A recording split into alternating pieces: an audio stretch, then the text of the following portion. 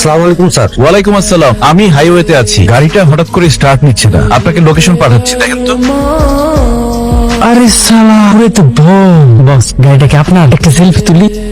My dream car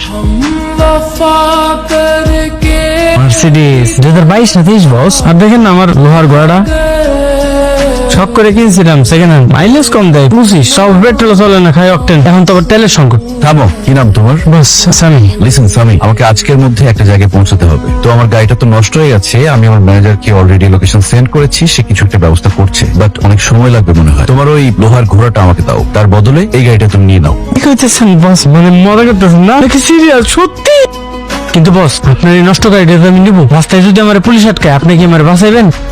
sir, আপনাকে যে লোকেশনটা সেন্ড করেছি সেখানে সামি নামের একটা ছেলে আছে, গাড়িটা রিপেয়ার করে সামিকে দিয়ে দিবেন, পেপারস ওর নামে হবে। স্যার কি বলেন? কথা বলো।